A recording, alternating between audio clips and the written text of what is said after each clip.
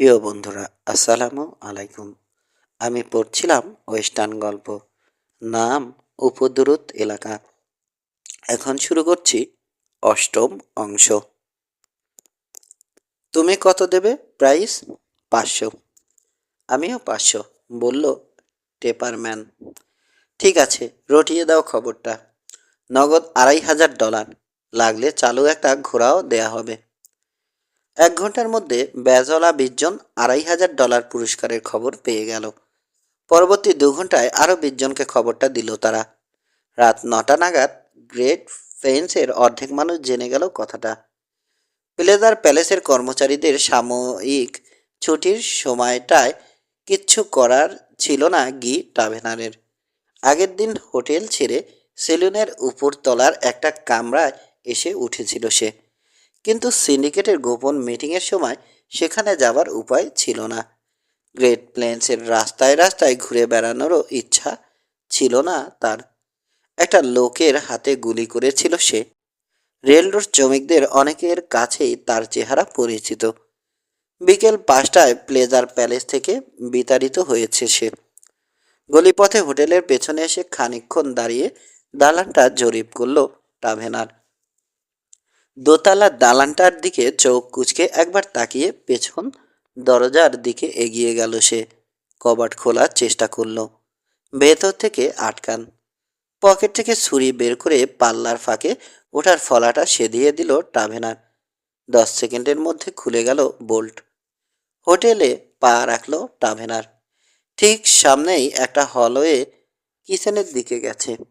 ডান দিকে একটা সিঁড়ি, দোতলায় উঠে গেছে।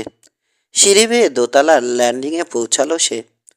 সামনেই তার আগের রুম, কিন্তু গতকাল চাবি বুঝিয়ে দিয়ে গেছে।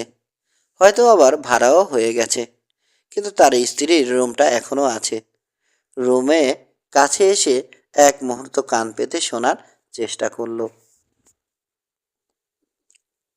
কোনো শব্দ নেই ওপাশে। ডোর নবটা ঘোরালো সে। তালা দেয়া, কিন্তু মৃদু খসখস আওয়াজটা নিশ্চয় শোনা গেছে ভেতর থেকে। তারপরে সারা শব্দ নেই কোনো। টাভেনার ধরে নিল তার স্ত্রী এখনও তাই ভাবছে, সে নেই ঘরে। হয়তো লবিতে বসে রসারের জন্য অপেক্ষা করছে। রসারের চিন্তা মাথায় আসতেই আচমকা খেপে উঠল টাভেনার। সকালে একজনকে গুলি করেছে সে। ঝটপট রিভলভার বার করে শত্রুকে নিশানা করে ট্রিগার টানতেই টানতেই পারলেই হয়। রসার অমর নয়। কথাটা ভাবতে ভাবতে আবার পকেট নাইফটা বের করে 8 মিনিটের মধ্যে দরজাটা খুলে ফেলল টাভেনার। পর্দা টানানো বলে কামরার আবছা কামরায় আবছা অন্ধকার, ফাঁকা। দরজা আটকে দিয়ে গন্ধ শুকল টাভেনার। এখনো কিছু পারফিউম রয়ে গেছে সুজানের, সুবাস পাওয়া যাচ্ছে।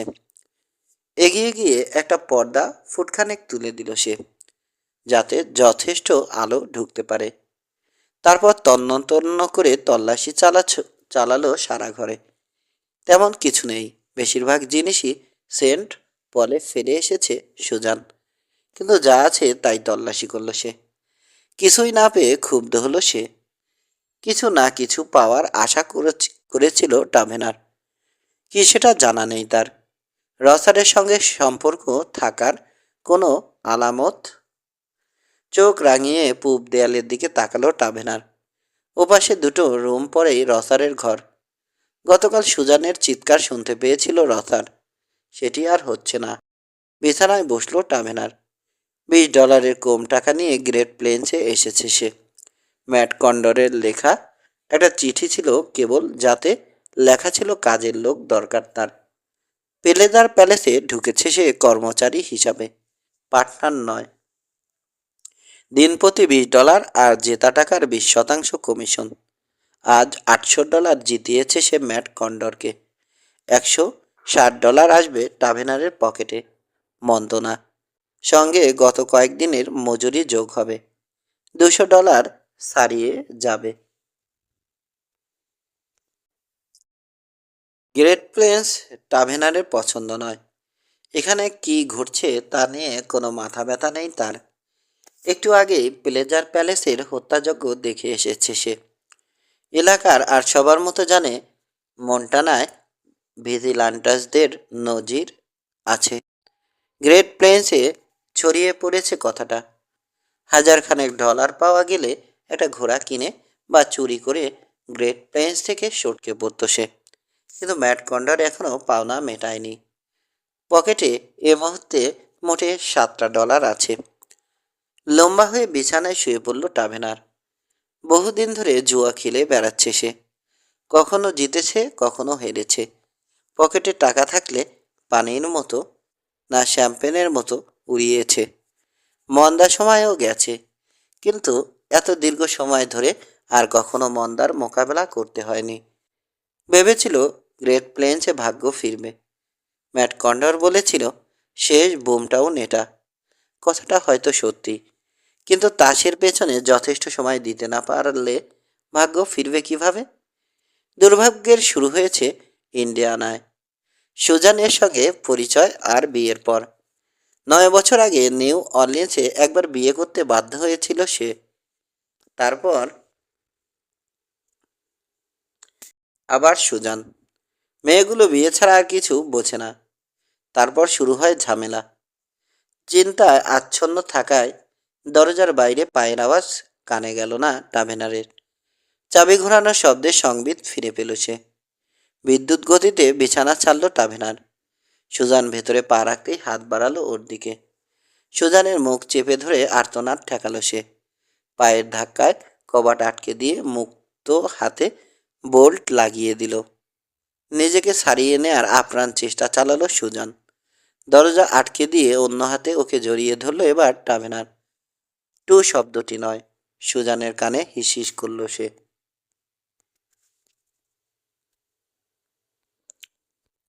31।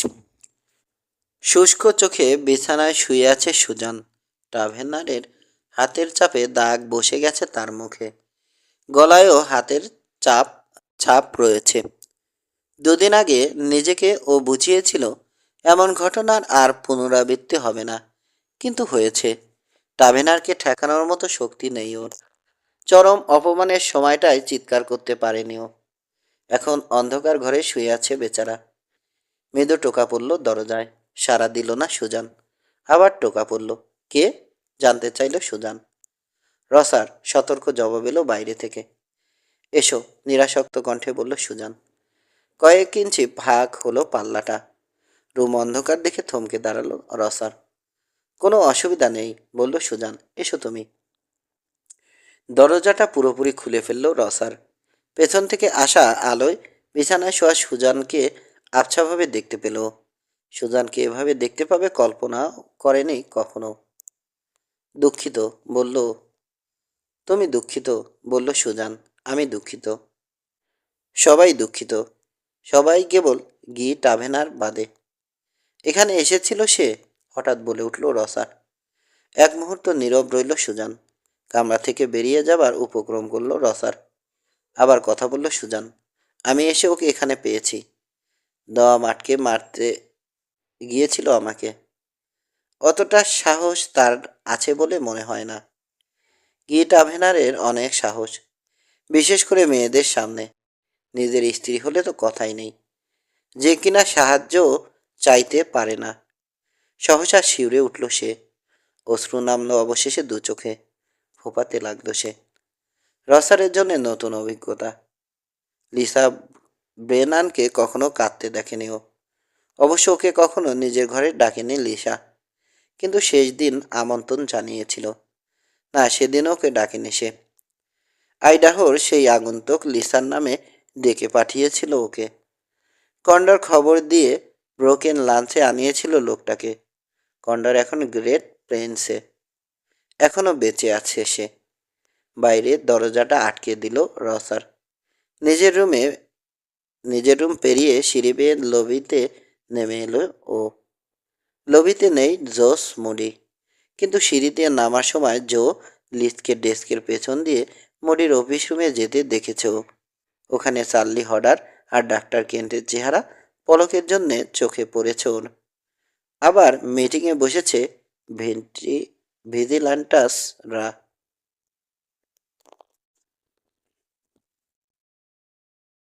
রাস্তার উল্টো দিকে মার্শালের অফিসে বিহ্বল দৃষ্টিতে সিম অ্যাকিন্সের দিকে তাকিয়ে আছে মার্শাল জোনে হন সিঙ্গার। $2,500, চড়া গলায় বলল সে। অতগুলো টাকার জন্য আমি চুপ করে গেল আবার। কে বলেছে তোমাকে? রুডের সেলুনের এক লোক। বোধহয় টাকার এত একটা অংশ রুড জোগাচ্ছে। বোধহয় ঠিক জানো না। বেঁকে গেল হানসিঙ্গারের চেহারা। রুড জড়িত থাকলে কন্ডরও আছে, অথচ আমাকে কিছুই জানায়নি সে। তাকে জিজ্ঞেস করো না কেন? তাই করব আমি, ধমকে সুরে বলল হনসিঙ্গার। গান বেল্ট উঁচু করে অফিস ত্যাগ করলো সে। মিনিট দুয়েক পরে হাজির হলো শেরিফ ওয়েস পার্কার। মার্শাল কই? ম্যাট কন্ডরের সঙ্গে দেখা করতে গেছে। সেলের খোলা দরজার দিকে ইঙ্গিত করলো পার্কার। আসামিদের তুমি ছেড়ে দিয়েছ? ওদের খাওয়ান অনেক ঝক্কি, পাল্টা জবাব দিল অ্যাকিন্স। ওদের প্রত্যেকে $25 করে জরিমানা করেছে জাজ মার্কট। টাকা মিটিয়ে দিয়েছে জিম ফেল। চোখ কোসকালো সে। তিনজনের খুব রক্তক্ষরণ হচ্ছিল। ডাক্তার কেনকে আজ ব্যস্ত দিন কাটাতে হবে হয়তো। আর তুমি, অ্যাকিন্স? শুনতে চাইল পার্কার। তোমার দিনটা আজ কেমন কেটেছে? মুখ বাঁকালো অ্যাকিন্স। ম্যাট আমার বুকে স্টার সাটার সময় যতটা ভেবেছিলাম তার চেয়ে একটু ভালো। কাজ ঝাঁকালো সে। বেতনটা অবশ্য ভালো। কত পাচ্ছ? মাসে $100, আর অ্যারেস্ট প্রতি বাড়তি $3। আবার ঝাঁকালো মুখ বাঁকালো অ্যাকিন্স। আজ $33 কামিয়েছি আমি। নস্যি, সহজ কণ্ঠে বলল পার্কার। যেখানে $2,500 কামাই করার সুযোগ। আশ্চর্য, বলে উঠল অ্যাকিন্স। তুমিও জানো কথাটা? শুনেছি, কিন্তু বিশ্বাস হয়নি। শহরে ছড়িয়ে পড়েছে খবরটা। জনিকে জানিয়েছি আমি, সেও বিশ্বাস করেনি। আসল খবর নিতে কন্ডরের কাছে গেছে। টাকাটা জোগাড়ের চিন্তা করছে নাকি সে? জনি ছাড়া আর কারো সে যোগ্যতা আছে বলো? মাথা নাড়ল পার্কার। $2,000 লোভে একজনের পিঠে গুলি করেছিল এক লোক। পেয়েছিল, গুলিটা ফসকে যায়। এক মহিলার এক মহিলা প্রাণ হারায়। এমনই হয়, বলল অ্যাকিন্স। $2,000 পেয়েছিল লোকটা? তা পেয়েছিল, বলল পার্কার। মার্শালের অফিস থেকে বেরিয়ে গেল সে। বাইরে অন্ধকারে দাঁড়ালো পার্কার। সেলুনগুলোর দরজা জানালা গলে আলো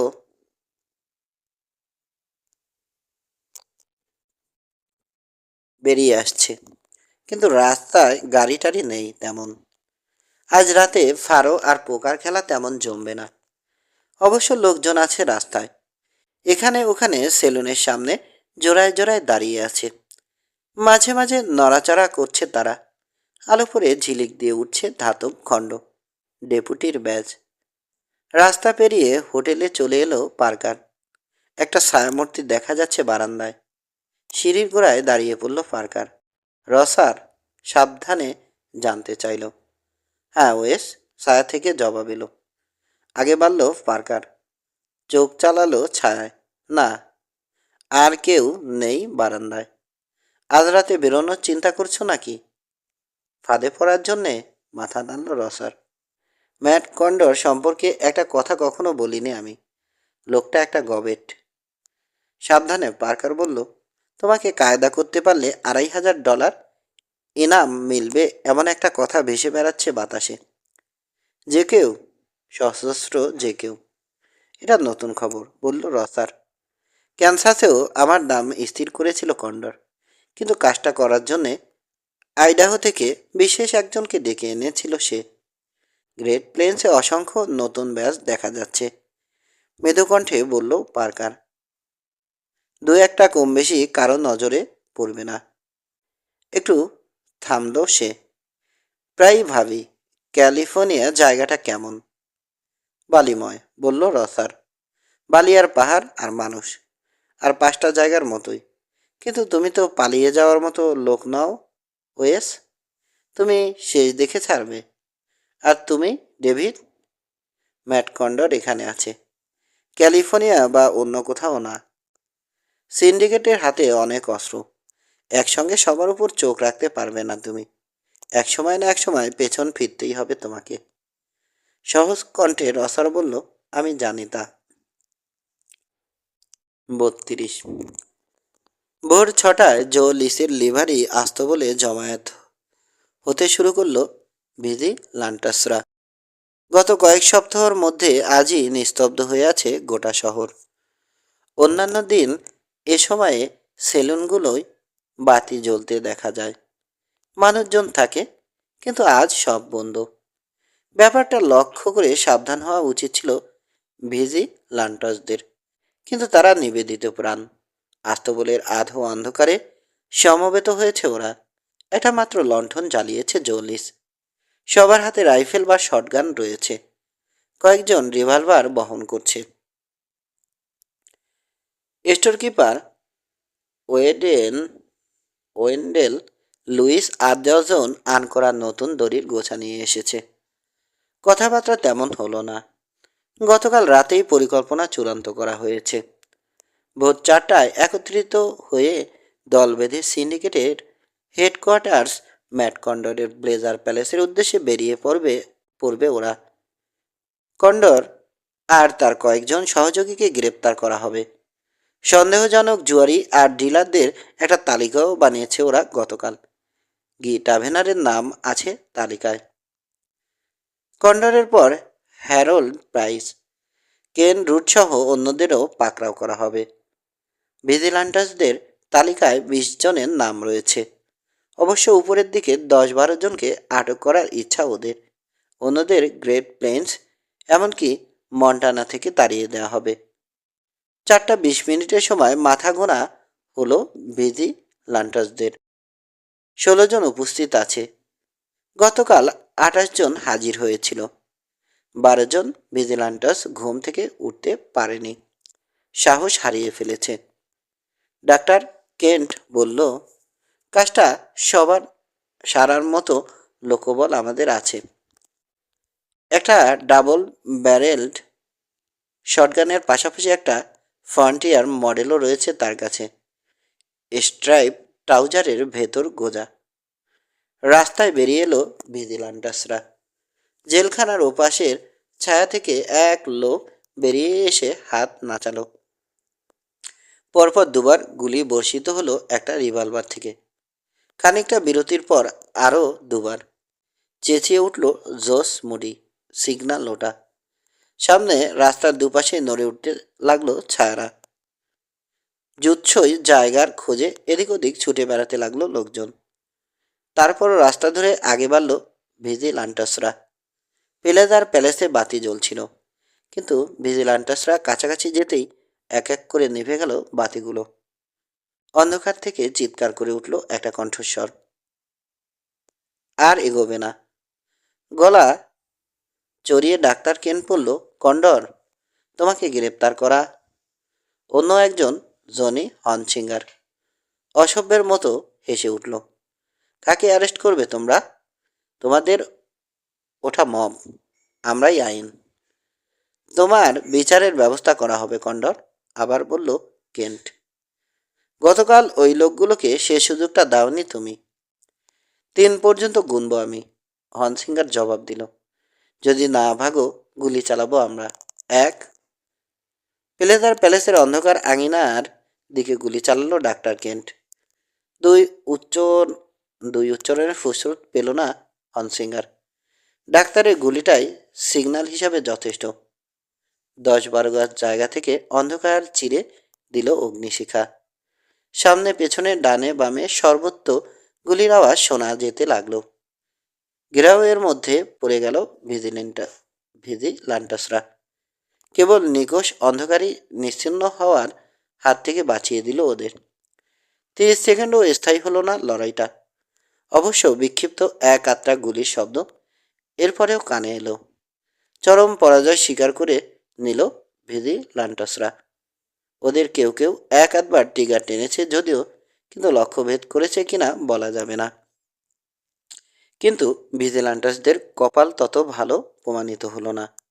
জটলা বেঁধেছিল ওরা। ডাক্তার কেন্টের চ্যালেঞ্জের ফলে নিজেদের অবস্থান ফাঁস হয়ে গেছে। তিন ভিজিল্যান্টাস যেখানে পড়েছিল সেখানেই থাকলো। অন্যরা খুঁড়িয়ে খুঁড়িয়ে নিরাপদ দূরত্বে সরে গেল। প্রথম গুলির আওয়াজে জেগে উঠেছিল রসার। বুট আর কোট ছাড়া আজকাল আর পোশাক খুলছে না ও। বিছানায় উঠে বসে কান পাতল। সংঘাত পূর্ব সংলাপ শুনতে না পেলেও কি ঘটছে টের পেয়ে গেল রসার। বেশিক্ষণ অপেক্ষা করতে হলো না। 30 সেকেন্ড গোলাগুলির সময়টুকুতে বুট পরে কোমরে কার্টিস বেল্ট বেঁধে নিল রসার। ও যখন কামরা থেকে বেরিয়ে লবিতে নেমে এলো, গোলাগুলি তখন থেমে গেছে। এমনিতে লবিতে আলো জ্বললেও এখন অন্ধকারে ডুবে আছে। আস্তাবলে সহযোগীদের সঙ্গে যোগ দিতে যাওয়ার সময় সাবধানতা অবলম্বন করেছে জোস মুডি। লবিতে নামতে নামতে চিৎকার করে ডাকল রসার, ক্লার্ক। কে কে ডাকে? ডেস্কের দিক থেকে শঙ্কিত কণ্ঠস্বর শোনা গেল। রসার। দরজার দিকে এগিয়ে গেল। বাইরে সাইড ও ওকে বুটের শব্দ শোনা গেল। পরক্ষণে দরম করে খুলে গেল দরজাটা। হুড়মুড় করে ভেতরে ঢুকলো এক লোক। বাতি জেলো না, চেঁচিয়ে উঠল সে, আমি মুডি। রসার বলল, তোমরা ধরা খেয়েছ মুডি, তোমাদের সাবধান করে দিয়েছিলাম আমি। পাই করে ঘুরল মুডি। রসার। তিক্ত কণ্ঠে বলে উঠল সে, আমাদের পক্ষে এলে না তখন, আর এখন টিটকারি মারছ? আমি টিটকারি মারছি না মুডি, বলল রসার। সাহায্য লাগতে পারে ভেবেই নেমে এসেছি। একটু চুপ করলো। কতটা খারাপ? মারাত্মক, গুঙিয়ে উঠল মুডি। আমাদের 2-3 জনের বেশি পালাতে পেরেছে কিনা বলতে পারবো না। বিশ্রী ভাষায় গালাগালি শুরু করলো সে। অর্ধেক লোক আসেনি। হারামখোর ভিতুর দল। বড় বড় বুলি কপছেছে, কিন্তু কাজের সময় একটারও সাহসে কুলায়নি। মবগুলো এমনই হয়। মব, চেঁচিয়ে উঠল মুডি। ভিজিল্যান্টাস মানেই মব, জোর গলায় বলল রসার। হঠাৎ অন্ধকারে গোঙানি শব্দ কানে এলো। চোট পেয়েছ তুমি মুডি? মাথায়, কোকিয়ে উঠল গ্রেট প্লেন্সের মেয়র। হালকা ক্ষত ভেবেছিলাম আমি, কিন্তু যন্ত্রণাকাতর আর্তনাদ শোনা গেল। মেঝেতে আশ্রয় পড়ল মুডি। বাতি জ্বালাও, নির্দেশ দিয়ে আগে বাড়ল রসার। মুডির নরম শরীরের সঙ্গে ধাক্কা লাগলো। হাঁটু গেড়ে বসে পড়ল ও। হাতড়ে হাতড়ে মুডির মুখ স্পর্শ করলো। চটচটে পদার্থ লাগলো হাতে। বাতি জ্বালতে বললাম না, গর্জে উঠল রসার। ডেস্কের ওপাশে দেয়া সেলাইয়ের ঘর্ষণের শব্দ হলো, কিন্তু জ্বলল না ওটা। যারা 1 সেকেন্ড পর দ্বিতীয়বার ঘষা খেল কাঠিটা। ম্লান আলোয় মুড়িকে পাজাখোলা করে তুলে নিল রসার। ডেস্কের পেছনে নিয়ে এলো। ততক্ষণে ওয়াল ল্যাম্পটা জ্বালানো হয়েছে। মুডির প্রাইভেট রুমের দরজাটা ঠেলে খুলল রসার। ওকে অনুসরণ করলো ক্লার্ক। দরজা আটকে দাও, রাগের সঙ্গে বলল রসার। এখানে বাতি জ্বালাও একটা। এবার প্রথম চেষ্টায় জ্বলে উঠল দেয়া সেলাই কাঠি। কামরার উল্টো দিকে কটটা দেখে মুড়িকে নিয়ে সেদিকে এগিয়ে গেল রসার। অস্ফুট স্বরে গোঙাচ্ছে মেয়র। টেবিলের উপর থেকে ল্যাম্পটা নিয়ে কটের কাছে এলো রসার। ক্লার্কের হাতে ঠেসে দিল ওটা। নিচু করে ধরো, বলে মুড়ির উপর ঝুঁকে পড়ল। কোথায় দেখতে হবে জানে। মুড়ির মাথার এক পাশের ক্ষতটা পরক করল। খুব বেশি গভীর নয় ক্ষতটা। ঘোরের মধ্যে হোটেলে ফিরে এসেছে মুডি। সংবিত ফিরে পাবার পর তীব্র প্রতিক্রিয়ায় লুটিয়ে পড়েছে সে। এটার পরিচর্যার জন্যে ডাক্তার কেন্টের প্রয়োজন পড়বে না। অবশ্য ডাক্তার কেন্ট নিজেই এখনো সুস্থ আছে কিনা কে বলবে। পানি নিয়ে এলো রসার। ক্লোজেট থেকে পুরনো কাপড় বের করে ছিঁড়ে নিল। ক্ষতস্থান ধুয়ে ব্যান্ডেজ বেঁধে দিচ্ছ। এমন সময় দরজা ঠেলে ভেতরে ঢুকলো ডাক্তার কেন্ট। রসার, তুমি, বলে উঠল ডাক্তার। এগিয়ে এসে মুডির উপর ঝুঁকে পড়ল ডাক্তার কেন্ট। সামান্য ছড়ে গেছে। রসারের হাত থেকে কাপড় নিয়ে মুডির মাথায় জড়িয়ে দিতে শুরু করলো সে। গোঙাতে গোঙাতে উঠে বসার চেষ্টা করলো মুডি। আর একটু জোশ, বলল ডাক্তার। ব্যান্ডেজের শেষ প্রান্তটা গুজে দিয়ে মুডিকে উঠে বসতে সাহায্য করলো সে। মাথা নাড়ল মুডি। ব্যথায় চোখ কোঁচকালো। তারপর ডাক্তার কেন্ট হয়ে রসারের দিকে তাকালো। কতটা খারাপ জানতে চাইল। অনেক, জবাব দিল ডাক্তার। ডাক্তারের বাম বাহুতে গাঢ় ছোপটা এবার দেখতে পেল রসার। তুমি নিজেও গুলি খেয়েছো ডাক্তার, বলল। মাথা নাড়ল কেন্ট। মাংসের চোট লেগেছে। চিন্তিত চেহারায় রসারকে মাপল সে। সোজা গিয়ে ফাঁদে পা দিয়েছি আমরা। কাজ ঝাঁকালো রসার। কি আশা করেছিলে তোমরা? তোমার কাছ থেকে কিছুই না, ঝাঁঝিয়ে উঠল মুডি। মালপত্র নিয়ে হোটেল ছেড়ে তুমি চলে গেলেই মস্ত উপকার হবে আমার। শিগগিরই হয়তো কামরাটা ফিরে পাবে, বলল রসার। দুপুর নাগাদ? দু একদিনের মধ্যেই। আজই বিদায় হচ্ছ তুমি? জোস, বলল ডাক্তার কেন্ট। আমাদের ব্যর্থতার দায় রসারের উপর চাপাতে পারো না তুমি। ও আমাদের পক্ষে না থাকার মানে বিপক্ষে কাজ করছে। সেজন্যই কন্ডর আমার মাথার জন্যে $2,500 পুরস্কার ঘোষণা করেছে। শুষ্ক কণ্ঠে জিজ্ঞেস করলো রসার। ওর দিকে তাকালো মুডি। বাজে কথা। আমি শুনেছি কথাটা। তীক্ষ্ণ চোখে রসারের দিকে তাকালো কেন্ট। গুজব না? কাজ ঝাঁকালো রসার। হয়তো গুজবই। বেরিয়ে এলো ও। পুরো পোশাক পরে লবিতে পায়চারি করছিল জেমস ফেনিমোর ফেল। রসার ডেস্কের পেছন থেকে বেরিয়ে আসতেই ওকে দেখতে পেল সে। তুমি এখানে? তোমার দরজায় এতক্ষণ ধাক্কা দিতে দিতে। হাত নাড়তে নাড়তে রসারের দিকে এগিয়ে এলো ফেল। ভিজিলান্টাসদের ঠেকাতে বলেছিলাম তোমাকে, খেকে উঠল সে। তা না হলে কি পরিণাম হবে তাও বলেছিলাম। কি হতে যাচ্ছে? তুমি খতম। তোমাকে বরখাস্ত করা হলো। ঠিক আছে, বলল রসার। বরখাস্ত হলাম। এবার ভিজিলান্টাসদের বরখাস্ত করো। ওরা আমার কথা না শুনলে সব কটাকে শেষ করে দেব। আমাকে ওরা শেষ করে দিয়েছে। ইঙ্গিতে ডেস্কের পেছনের দরজাটা দেখালো রসার। ভিজিলান্টাসদের দুজন নেতা আছে ওখানে। যাও, ওদের জানিয়ে দাও কি করতে যাচ্ছ তুমি। পারবো না ভেবেছ? বিস্তৃষ্ণ বিতৃষ্ণ দৃষ্টিতে রসারের দিকে তাকিয়ে ডেস্কের পেছনে চলে গেল ফেল। দরাম করে দরজা খুলে ঝড়ের বেগে মুডির কামরায় পা রাখল। প্রথমে ফেলের গমগমে কণ্ঠস্বর শোনা গেল। ভিজিলান্টাসদের সাপ সাপান্ত করছে।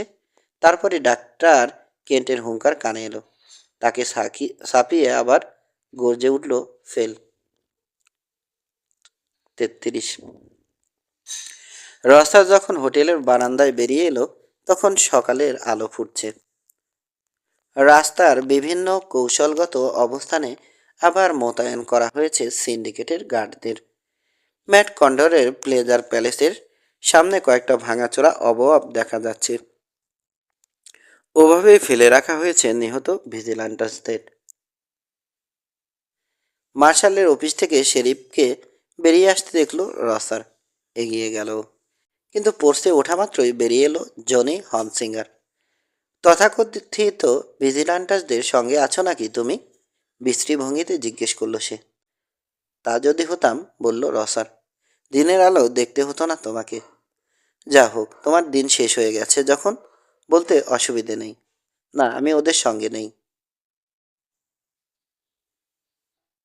দিন শেষ? খেকিয়ে উঠল হনসিঙ্গার। কে বলেছে আমার দিন শেষ? কয়েকজনকে শেষ করেছ তুমি, বলল রসার। কিন্তু একদিনের মধ্যেই শহরের সবাইকে তো আর শেষ করতে পারবে না।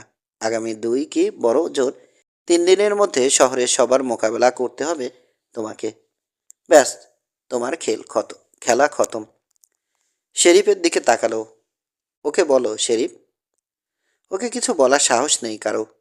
গম্ভীর চেহারায় বলল পার্কার। তোমার উপর ঘেন্না ধরে গেছে আমার। পার্কারের উদ্দেশ্যে দাস খিসালো মার্শাল। এখানে কারো কোনো কাজে আসছো না তুমি। ঘোড়ায় চেপে যেই চুলো থেকে এসেছিলে সেই চুলোই ফিরে গেলেই তো পারো। হয়তো তাই যাব জনি, বলল শেরিফ। তোমার দাফন সারার পর ব্যবস্থা করতে চাও নাকি? অশুভ ভঙ্গিতে বলে উঠল হনসিঙ্গার। খালি আওয়াজ দাও। দেব হয়তো, বলল শেরিফ। সময় হোক। ঘুরে আবার অফিসে ফিরে গেল শেরিফ। এবার চোখ রাঙিয়ে রসারের দিকে তাকালো হনসিঙ্গার। তুমিও শুনে রাখো ওল্ড ম্যান, যে কোনো সময়, যে কোনো জায়গায়। মাথা গরম তরুণ মার্শালের কথার জবাব দেওয়ার প্রয়োজন মনে করল না রসার। হোটেলে ফিরে এসে দরজা থেকে 3 ফুট দূরে ডান দিকে অবস্থান গ্রহণ করল। এখান থেকে পুরো রাস্তাটা দেখা যায়। কয়েক মিনিট পর ঝড়ের বেগে হোটেল থেকে বেরিয়ে এলো ফেল। রসারকে দেখতে পেয়ে থামল। চিৎকার করে বলল, রসার, ঠিকই বলেছি তখন, তুমি শেষ। জবাব দিল না রসার। গটমট করে সিঁড়ি বেয়ে নেমে গেল ফেল। ডানে ঘুরে রেল রোড বিল্ডিং এর উদ্দেশ্যে এগোলো। কিছুক্ষণ আগে 5টা বেজেছে। 20 মিনিট বাদে হোটেল থেকে বেরিয়ে গেল ডাক্তার কেন্ট। রসারের উদ্দেশ্যে বলল, রেল রোডের পক্ষে কাজ করার কথাটা আমাদের বললেই পারতে। এখন আর করছি না। মাথা দোলালো ডাক্তার। ফেল তোমাকে বরখাস্ত করার কথা বলেছে। এখন তো আমাদের সঙ্গে আসতে পারো। মাথা নাড়ল রসার। রেল রোড সমর্থন দিক বা না দিক, আমি ভিজিলান্টাসদের বিপক্ষে। কি ঘোড়ার ডিমের পক্ষে তুমি শুনি? ঝাঁঝিয়ে উঠল ডাক্তার। বলেছি তোমাকে, পুনরাবৃত্তি করল রসার। একটা মাত্র উদ্দেশ্যে গ্রেট প্লেন্সে এসেছি আমি, ম্যাট কন্ডরকে হত্যা করার জন্যে। এক মুহূর্ত ওর দিকে তাকিয়ে থাকলো ডাক্তার কেন্ট। তারপর মাথা নাড়তে নাড়তে রাস্তা পেরিয়ে নিজের অফিসের দিকে এগিয়ে গেল। রোগীরা অপেক্ষায় আছে ওখানে। যেসব ভিজিলান্টাস অতদূর পৌঁছাতে পেরেছে। আকাশের গা বেয়ে উঠে এলো সূর্য। ধীরে ধীরে জেগে উঠল গ্রেট প্লেন্স। রাস্তায় নেমে এলো লোকজন। 6টার সময় বাইরে এলো ম্যাটস কন্ডর। রাস্তায় পড়ে থাকা লাশগুলো দেখে কয়েকজন সাংঘাতকে ডাকলো। গলিপথে নিয়ে যাওয়া হলো লাশগুলো। ওখান থেকে শহরের 1/2 মাইল দূরের বুট হিলে পাঠিয়ে দেওয়া হবে ওগুলো। 2-1 জন ব্যবসায়ী তাদের দোকান খুলল। রসারকে পাশ কাটিয়ে হোটেলে ঢুকছে লোকজন। কারো হাতে, কারো বা মাথায় ব্যান্ডেজ। ভয়ে ভয়ে হোটেল থেকে বেরিয়ে আসছে অতিথিরা। শান্ত রাস্তা জরিপ করে হয় ফিরে যাচ্ছে ভেতরে, কিংবা বিভিন্ন গন্তব্যের উদ্দেশ্যে চলে যাচ্ছে। মেরি ডনলির রেস্তোরাঁর দিকে যাচ্ছে কেউ কেউ। 7টা বাজতে 10 মিনিট বাকি থাকতে হোটেল থেকে বেরিয়ে এলো সুজান টাভেনার। দরজার পাশে দাঁড়ান রসারকে আর চোখে দেখল সে। চোখ কুঁচকে দ্রুত এগিয়ে গেল রাস্তা বরাবর। থামলো, আবার ফিরে এলো। মিস্টার রসার, বলল সে। লাল হয়ে আছে তার চেহারা। একটা অস্ত্র কিভাবে পেতে পারি? যে কোনো দোকানে। দ্য হার্ডওয়্যার ওয়েলডেন লুইসের দোকানের দিকে মাথা দোলালো। ভিজিলান্টাসদের বিলিয়ে দিয়ে না থাকলে লুইসের ওখানে সব ধরনের অস্ত্র পাবে। ভিজিলান্টাস? আজ সকালে ভোরে কি হয়েছে শোনোনি? শিউরে উঠল সুজান। শুনেছি। নাস্তার টেবিলে ওয়েট্রেস বলেছে মিস্টার মুডি নাকি আহত হয়েছে। সঙ্গে একটা অস্ত্র থাকলে ভালোই হবে, বলল রসার। এমনকি মেয়ে হলেও। চোখ নামিয়ে নিয়ে আবার তাকালো সুজান। বলল, অস্ত্র কেন চাইছি জানো বোধ হয়? প্রায় জিজ্ঞেস করে বসেছিল রসার, কেন? কিন্তু মেয়েটা জবাব দিতে তৈরি হয়ে আছে বুঝতে পেরে সুযোগ না দেওয়ার সিদ্ধান্ত নিল। অপেক্ষা করলো রসার। সুজান আবার বলল, অস্ত্রটা দরকার। আর এগোতে পারল না সে। রসার বলল, তোমার স্বামীর জন্যে? গীতা বেনারের জন্যে, বলেই পালিয়ে গেল সুজান। ওর গমন পথের দিকে তাকিয়ে থাকলো রসার। বারান্দায় বেরিয়ে এলো জোস মুডি। দুপুরের মধ্যে তোমার রুমটা খালি দেখতে চাই, আড়ষ্ট কণ্ঠে বলল সে। জোর করতে যাচ্ছ? জিজ্ঞেস করলো রসার। হ্যাঁ, গোয়ারের মতো বলল মুডি। মাথা দোলালো রসার। 34। সকাল 8টা বাজে। নিজের ফাড়ো টেবিলে বসে আছে গি টাভেনার। হাতে হুইস্কি ভর্তি গ্লাস। আধখালি বোতলটা কনুইয়ের কাছে। ভোর 4টার পর থেকেই এখানে বসে আছে সে। ফ্লেজার প্যালেসের অন্যান্য ডিলার আর জুয়ারির সঙ্গে তাকেও সাবধান করে দেয়া হয়েছিল বলে সারা রাত আর ঘুমায়নি।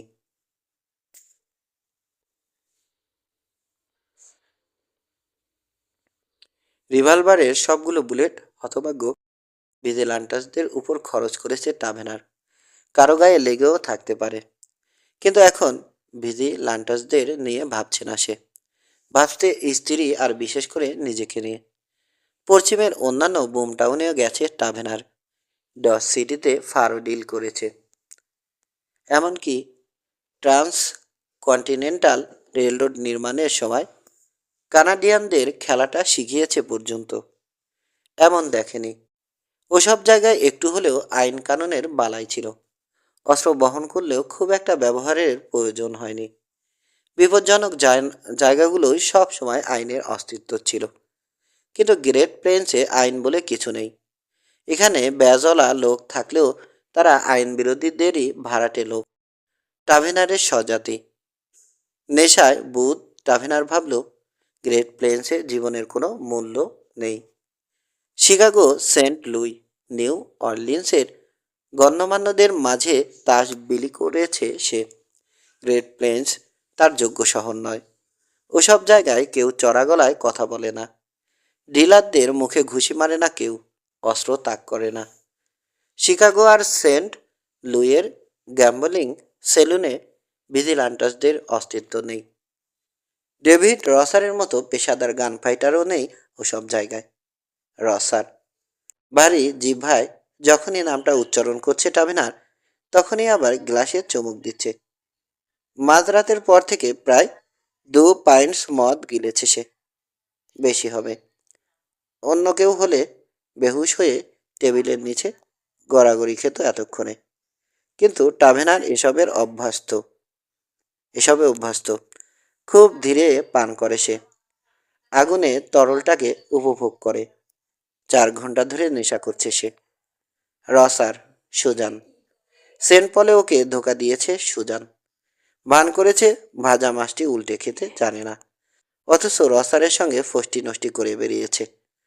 হাত ফসকে গ্লাসটা পড়ে গেল। আরেকটা গ্লাস খুঁজল সে হাতড়ে হাতড়ে, কিন্তু পেল না। শেষে বোতলটা তুলে নিয়ে সরাসরি গলায় ঢালতে গিয়ে অত্যন্ত অন্তত 2 গ্লাস আন্দাজ হুইস্কি ফেলে দিল। অফিস থেকে এই সময় বেরিয়ে এলো ম্যাট কন্ডর। মুখে বোতল দেয়া অবস্থায় দেখতে পেল টাভেনারকে। এগিয়ে এলো সে। হতচ্ছাড়া মাতাল, বলল কন্ডর। করছো কি তুমি? বোতল রেখে কন্ডরের উপর দৃষ্টি স্থির করার প্রয়াস পেল টাভেনার। বুঝতে পারছে লোকটা কন্ডর। চিনতে কষ্ট হচ্ছে তবু। কন্ডর, ভারী গলায় বলল সে, আমার টাকা চাই। এখান থেকে চলে যাচ্ছি আমি, তাই টাকা দরকার। টাকাটা তো গিলছো তুমি, খেকিয়ে উঠল কন্ডর। এক বারটেন্ডারকে ইশারা করলো সে। হুইস্কির দাম রাখছো তো এর কাছ থেকে? হ্যাঁ মিস্টার কন্ডর, জবাব এলো। 2 নম্বর বোতল ওটা। এবং শেষ, ধমকের সুরে বলল কন্ডর।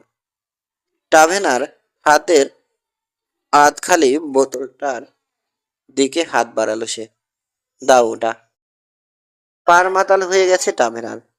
আধ আধা মাতাল অবস্থায়ও কন্ডরকে ভয় পায় সে, কিন্তু এখন কারো পরোয়া করার মতো অবস্থায় নেই। নেশাগ্রস্ত কণ্ঠে টাভেনার বলল, আমার টাকা দাও, নইলে। সামনে দাঁড়ান আবছা অভাবটা লক্ষ্য করে হুইস্কির বোতল চালালো সে। ফসকে গেল। টেবিলের প্রান্তে লেগে ভেঙে গেল ওটা। বিদ্যুৎ গতিতে এগিয়ে এলো ম্যাট কন্ডর। বাম হাতে টাভেনারের প্রিন্স আলবার্টের ল্যাপেল মুঠি করে ধরে হ্যাঁচকা টানে প্রায় তুলে ফেলল চেয়ার থেকে। একই সঙ্গে ডান হাত দিয়ে আঘাত করলো টাভেনারের দুগালে। হাঁপিয়ে উঠল টাভেনার। তার মুখের গন্ধে আরো ক্ষেপে উঠল কন্ডর। এক টানে টাভেনারকে দাঁড় করিয়ে ফেলল। এক হাতে ঘাড় আর অন্য হাতে প্যান্টের বেল্ট আঁকড়ে ধরে ব্যাটউইং দরজার দিকে ঠেলে নিয়ে গেল। তরুণ বয়সে একটা টেইল টাউন সেলুনে বাউন্সারের কাজ করেছিল ম্যাট কন্ডর। বাম্পস রাশ কৌশলটা সে ভুলে যায়নি। তাভেনারের মাথাটা ব্যাট উইং ডোর বরাবর তাক করে রাম ধাক্কা দিল তাকে কন্ডর। দরজা গলে বেরিয়ে এসে কাঠের সাইড ওকে হুমড়ি খেয়ে পড়ল তাভেনার। নিঃসার পড়ে থাকলো এক মুহূর্ত। এবার পেট গুলিয়ে উঠল তার। গল গল করে বমি করে দিল। পাইন্টস আন্দাজ অ্যালকোহল। 1 পাইন্টস আন্দাজ অ্যালকোহল।